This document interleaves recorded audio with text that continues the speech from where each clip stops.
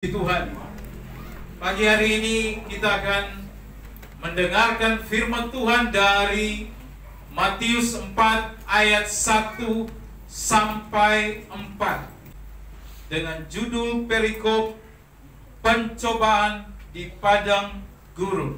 Hidup kekristenan selalu dimurnikan. Nah, saudara, yang menarik di sini adalah kata Kristen. Kristen adalah pengikut Kristus artinya. Maka kalau kita pengikut Kristus, kita harus siap dengan segala konsekuensi yang akan kita terima. Karena Kristus datang, Dia bukan hanya menjadi Raja, tetapi Yesus Kristus datang juga. Dia harus mengalami penderitaan. Makanya Yesus berkata, barang siapa mau mengikut aku, ia harus pikul salib. Berarti ikut Yesus bukan hanya bicara berkat, tetapi ikut Yesus bicara tentang kita akan dihina, kita akan dianiaya, kita akan dibenci, kita akan dikucilkan, kita akan dimarahi. Tapi sebagai pengikut Kristus, selalu kita akan dimurnikan. Kata yang kedua sangat menarik adalah dimurnikan.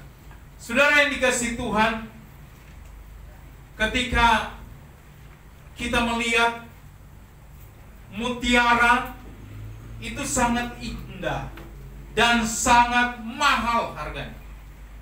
Tetapi tahukah saudara, proses dari mutiara itu prosesnya dari sebuah kerang di laut, dan ketika kerang ini dia membuka mulutnya, maka pasir-pasir laut itu masuk ke dalam kerang, di dalam tubuh kerang, sehingga itu menyakitkan kerang itu sendiri. Karena sakitnya, maka kerang ini ketika pasir itu masuk, untuk menetralisirkan rasa sakit itu, maka kerang itu mengeluarkan cairan putih untuk menutupi pasir-pasir yang begitu tajam. Itulah banyak penyelam-penyelam terjun ke laut untuk mencari di mana ada kerang ini. Dan itu tidak mudah, saudara.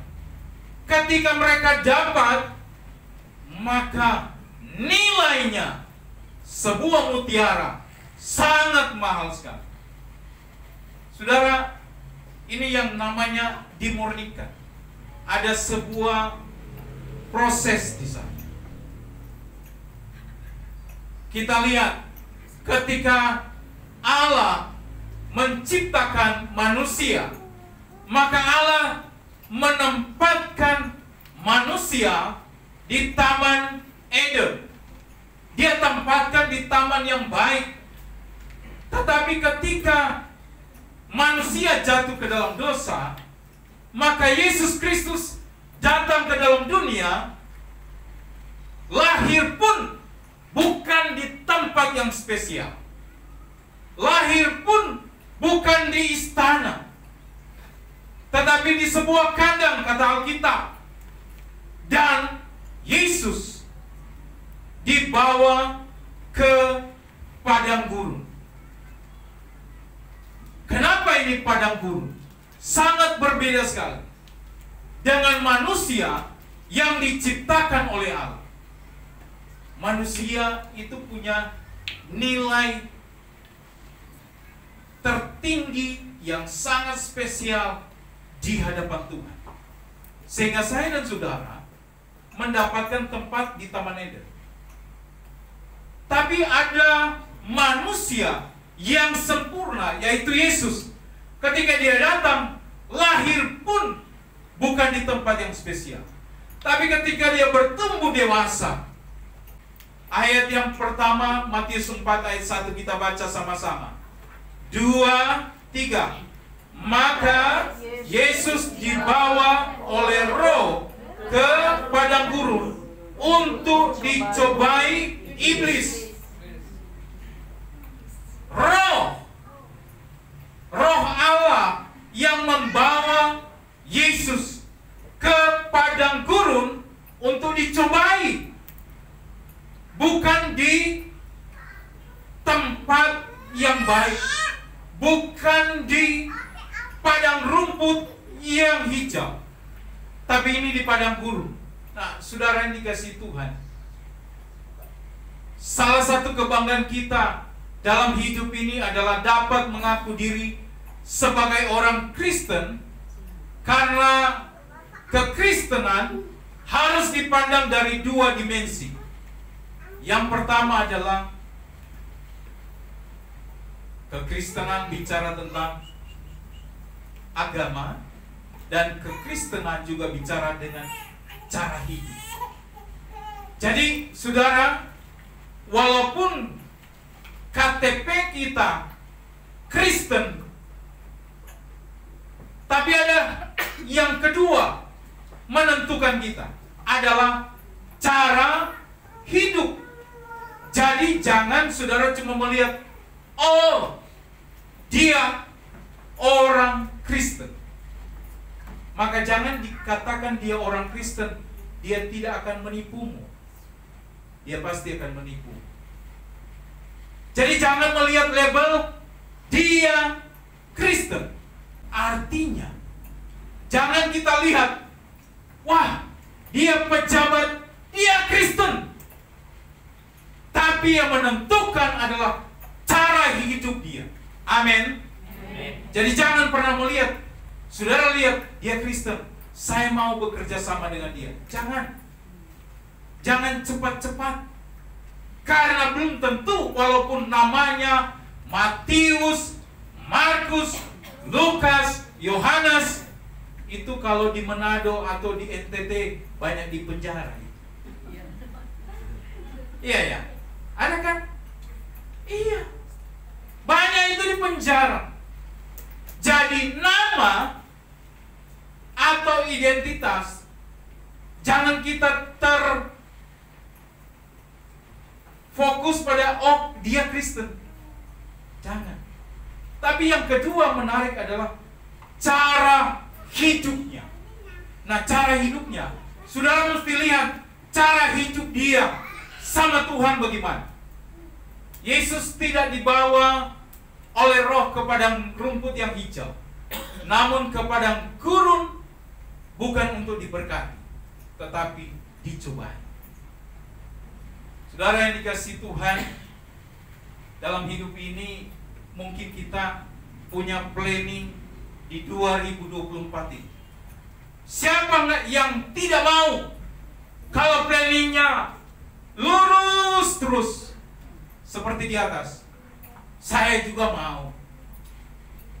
Semua kita mau. Tapi apakah itu semua kita yang atur? Tidak. Rencana kita itu mungkin di atas. Maunya saya naik sepeda lurus terus, tidak ada masalah. Tapi kalau rencana Tuhan, planning daripada Tuhan, Tuhan berkata, tidak.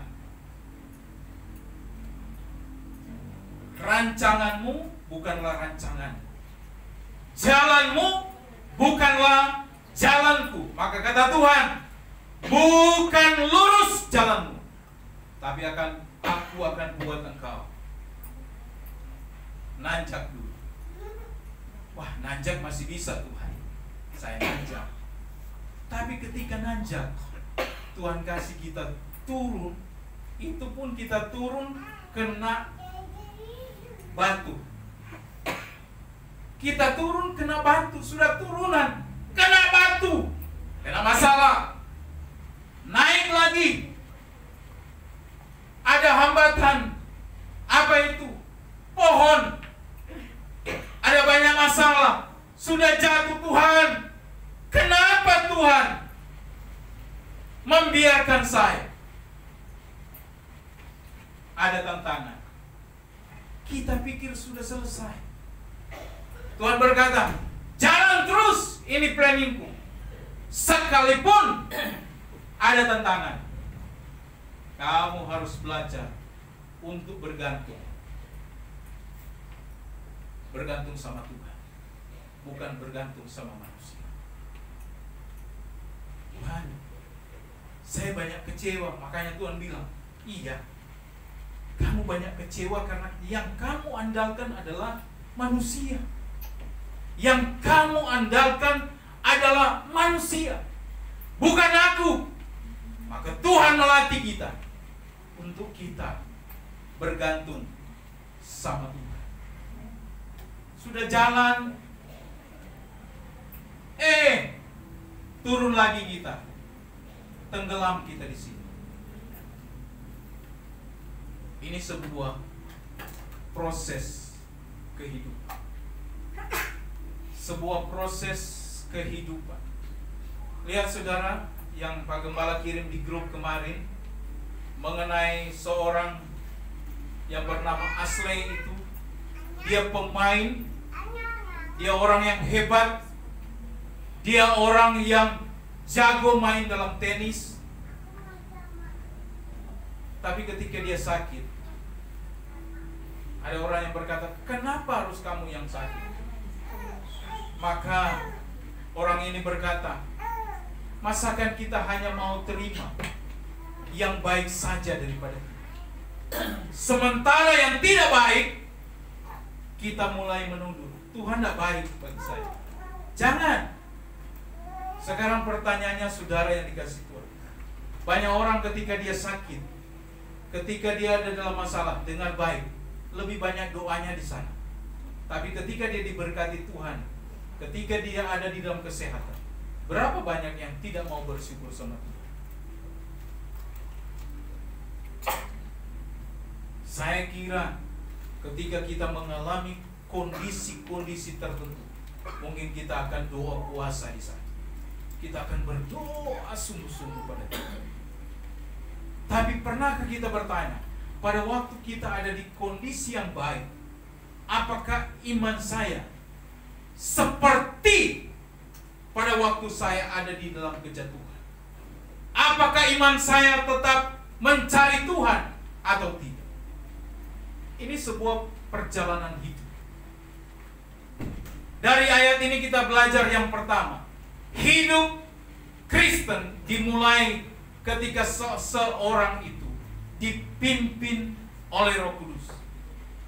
Ketika kita hidup dipimpin oleh Tuhan, maka sekalipun ada tantangan, ada cobaan, ada air mata di sana, tapi kalau Tuhan yang pimpin, maka Tuhan yang akan membukakan jalan. Amin.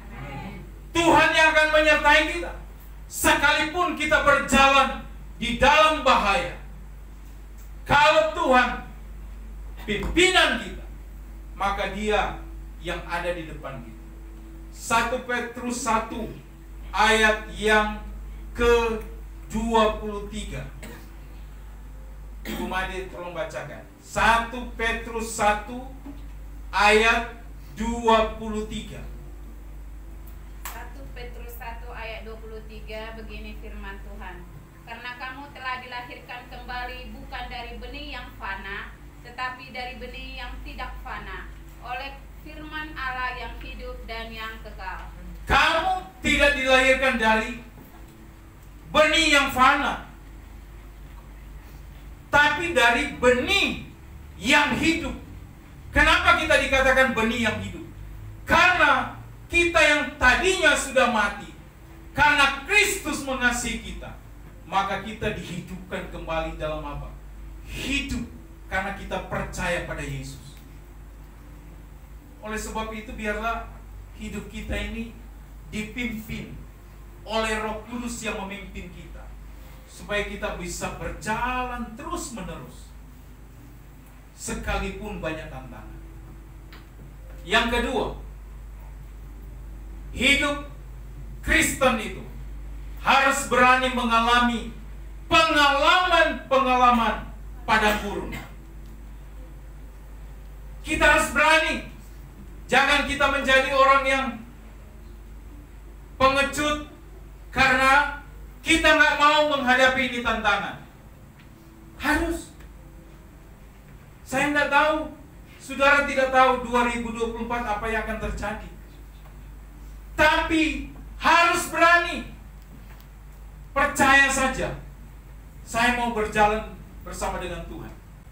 Bagaimana kita mau dibilang pemenang kalau kita tidak menghadapi tantangan ini? Saudara yang dikasihi Tuhan, sedang laris manis sekarang para orang-orang yang bisa melihat apa yang akan terjadi di 2024. Paranormal sekarang sedang didengarkan oleh banyak orang. Apa yang akan terjadi dengan ekonomi, dengan bangsa ini, mulai bicara sekarang. Tapi kita lupa apa yang harus kita dengar dari firman Tuhan. Mereka boleh bilang akan terjadi begini, akan terjadi begini. Iya. Tapi kata firman Tuhan, jika aku bersama dengan Tuhan, aku berani menghadapi tahun ini. Sekalipun saudara harus masuk dalam lembah banyak air mata di sana. Jadi hidup Kristen itu harus berani mengalami. Kalau kita tidak mengalami, sekarang saya mau tanya, apa yang saudara mau ceritakan kepada orang lain kalau tidak pernah mengalami? Ingat waktu Ayub,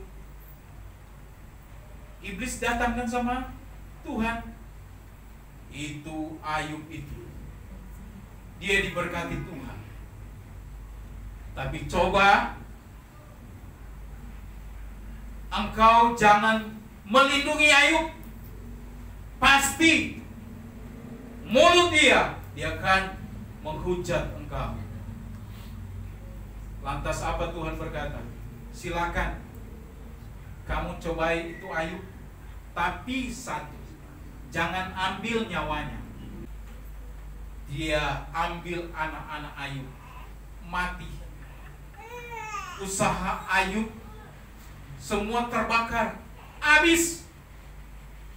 Ternak-ternak Ayub habis semua. Dan bahkan istri Ayub meninggalkan Ayub sendiri. Perhatikan baik. Kadang-kala Tuhan juga mengizinkan iblis itu datang sama kita. Memang Tuhan izinkan. Pergi kamu ke sana. Kamu cobai keluarga itu. Masih adakah dia mau berkata Tuhan baik? Atau dia berkata Tuhan gak baik? Nah, akan teruji di sana. Seperti film yang sudah kita nonton kemarin kan. Masihkah dia mau mengatakan Tuhan baik? Tapi ketika Ayub berkata Tuhan yang memberi, Tuhan juga yang mengambil. Segala sesuatu dengan baik bisa hilang dari hidupmu yang kelihatan. Tapi satu hal yang tidak bisa hilang dari hidupmu yang ada di dalam hatimu, yaitu Kristus Yesus. Itu yang gak bisa hilang. Orang bisa curi mobilmu, harta bendamu. Orang bisa curi. Kemarin saya lihat di IG, kasihan sekali seorang driver online mengambil makanan, cuma 10 menit ambil orderan makanan, dia balik, motornya sudah tidak ada. Dengan tatapan, waduh, ini motor pencaharian saya. Tapi lihat saudara, waktu itu bapak ditanya, kok bapak tidak nangis? Bapak ini berkata gini, dia sudah ambil itu orderan, kan dia harus bayar kan? Dan ditanya, kenapa bapak tidak nangis? Ya, bukan rezeki saya, sudah hilang. Tapi lihat ketika ada seorang yang posting itu, lihat di balik itu ada yang langsung bayar motor baru bawa ke rumah Bapak Ibu. Sesuatu yang kadang-kala kita tidak mengerti. Makanya jangan cepat menggerutu. Jangan cepat keluar dari mulut. Kenapa sih? Kenapa begini? Kenapa begini? Tapi biarlah, ya Tuhan, saya mau seperti Ayub. Ayub bilang apa? Ayub 42. Kalau dulu hanya dari kata orang saja, aku mengetahui bahwa Engkau Allah yang luar biasa. Tapi di Ayub 42 itu ditulis, sekarang mataku melihat bahwa Allah yang aku sembah, Allah yang hidup. Karena apa yang hilang itu semua dikembalikan oleh Tuhan, dan itu jauh lebih sempurna. Saya percaya saudara, ketika engkau ada di dalam kesulitan kesukaran, tumbuh, harus alami.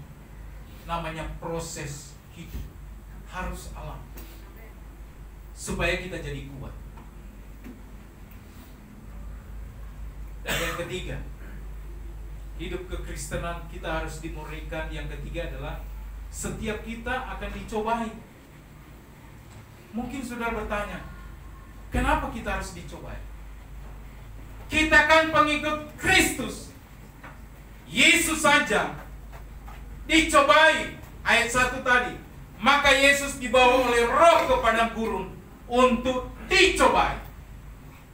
Berarti kita juga, orang yang percaya pada Tuhan, harus dicobai. Apakah dia terbuat dari kayu yang mudah hancur? Apakah dia terbuat dari besi ketika dipanaskan hancur? Atau dia terbuat dari emas, semakin dibakar maka dia semakin mengkilat? Tuhan izinkan kita dicobai dengan kata-kata, dengan hal-hal yang menyakitkan bagi kita. Tapi Tuhan sedang melihat, saya mau ibu itu, bapak itu, dia dimurnikan dan dia bercahaya lebih lagi. Dia bercahaya lebih mengkilat lagi, sehingga nilai jualnya semakin tinggi. Jadi saudara, alami saja apa yang sedang kita hadapi. Alami saja. Kita dicobai, kita ingat Yesus juga dicobai. Jadi jangan pernah bilang, Tuhan, pencobaan ini banyak sekali. Tuhan, apa yang saya harus hadapi? Saya lupa mau putar film, tapi saya mau cerita begini. Banyak orang berkata, bagaimana saya harus menyekolahkan anak saya, kuliahkan anak saya? Ternyata ada satu universitas di Sumatera Utara, Universitas Nomensen, tahun lalu, sampai saya nangis juga, mengwisudakan seorang anak yang punya kedua orang tua yang buta dan tuli. Saya sampai, Tuhan, waktu anak itu mau diwisuda, anak itu bawa kedua orang tuanya yang buta dan tuli. Pertanyaan saya, dia orang tua yang buta dan tuli bisa sekolahkan anak di Nomensen? Pertanyaan sama kita, Tuhan kasih engkau 2 tangan, 2 kaki, 2 mata, 2 telinga untuk mendengar. Masakan kau tidak sanggup? Jangan membatasi Tuhan dalam hidup. Keterbatasanmu, ya memang ada keterbatasan. Tapi Tuhan bilang, keterbatasanmu itu adalah bagianku yang akan menyempurnakan. Anak ini ketika dia bawa kedua orang tuanya naik di podium, di wisuda, saya lihat bangga sekali. Walaupun ibu dan ayahnya harus dituntun. Dituntun sampai di podium. Mereka meneteskan air mata. Buta loh dulu. Tidak bisa mendengar dulu. Uang dari mana? Tapi mereka tekun melakukan pekerjaan mereka. Sampai anaknya bisa lulus sarjana di No Mansion. Orang tua yang hadir pagi hari ini, dengarkan baik. Jangan anak kita, SMA kita sudah bilang, sudah tidak bisa kamu. Jangan pernah menutup kuasa Tuhan. Berdoa pada Tuhan supaya Tuhan bukakan jalan. Tuhan, saya mau anak saya bisa sarjana. Orang tua itu berpikir apa? Sekalipun saya SD atau tidak sekolah, yang penting anak saya dia sarjana. Saya rindu anak-anak jemaat El Shaddai di tempat itu. Sekolahkan dengan baik, belajar dengan baik, karena saya percaya apa yang mustahil bagimu tidak mustahil begitu. Cobaan ada, iya cobaan. Bisa bayar nggak Pak? Jalan saja. Sekalipun kadang-kala kita tertati-tati. Tertati-tati itu apa ya? Bukan jalan mantap sekali. Tertati-tati itu, aduh, bisa nggak? Bisa nggak? Tapi jalan satu-satu. Tapi akhirnya akan nyampe juga.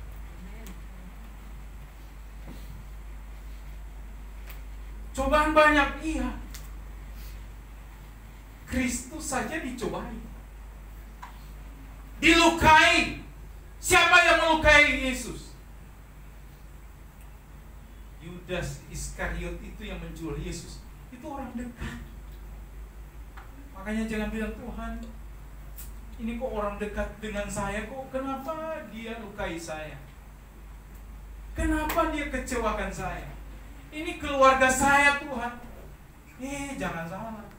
Yesus saja. Yudas mengkhianati dia. Yang kedua, Petrus juga menyangkal Yesus. Waktu ditanya, kamu kan pengikut? Enggak, saya bukan orangnya. Ada berapa banyak orang di waktu engkau susah, orang tidak menganggap engkau saudara. Ya, dengar baik. Tapi pada waktu engkau sukses, yang tidak saudara pun jadi saudara. Yang tidak saudara pun jadi saudara. Tapi pada waktu kita lagi mengalami proses, orang akan berkata, enggak, saya enggak kenal dia. Kami bukan bersaudara. Karena saudara sedang ada di dalam sebuah proses. Tapi ketika proses itu, pencobaan itu kita bisa lewati, orang akan berkata, iya, rasanya dulu saya pernah kenal Pak Yohanes ya. Itulah manusia. Maka melihat orang, melihat karakter orang, melihat cara hidup orang, pada waktu apa? Waktu engkau sakit, waktu engkau ada dalam kesusahan, waktu engkau ada di dalam bangkrut pun, di situ akan melihat mana keluarga, mana sahabat, mana teman yang akan mendorong saya, menguatkan saya. Jadi kita harus melalui proses. Yang keempat, hidup kekristenan akan mengalami peperangan. Peperangan kita apa? Melawan setan. Setan ini pintar sekali. Untuk apa? Supaya kita jatuh. Efesus 6 ayat 12, Pak Tarzani bacakan. Karena perjuangan kita bukanlah melawan darah dan daging, tetapi melawan pemerintahan-pemerintah, melawan penguasa-penguasa, melawan penghulu-penghulu dunia yang gelap ini, melawan roh-roh jahat yang di udara. Melawan roh-roh jahat yang di udara. Jadi peperangan kita, setan sedang bekerja dengan luar biasa hari-hari. rumah tangga kita sedang baik-baik, dia akan datang supaya bagaimana rumah tangga kita tidak kuat. Bagaimana usaha saya, setan mulai akan otak-atik. Setan sedang bekerja dengan luar biasa. Oleh sebab itu, kita harus mengalami namanya peperangan. Lewat apa? Banyak doa. Jemaat El Shaddai berdoa. Setiap hari Selasa itu bukan hanya yang bertugas melayani, tapi jemaat juga diundang. Ayo berdoa. Kita berdoa bersama-sama. Ayo kita berpuasa. Ayo kita bersama-sama baca Alkitab.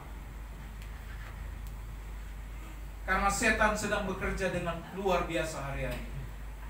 Oleh sebab itu, saudara yang dikasihi Tuhan, kekristenan bukan sekedar agama, tetapi kualitas hidup.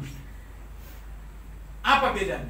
Begini saudara, kualitas sama kuantitas itu beda.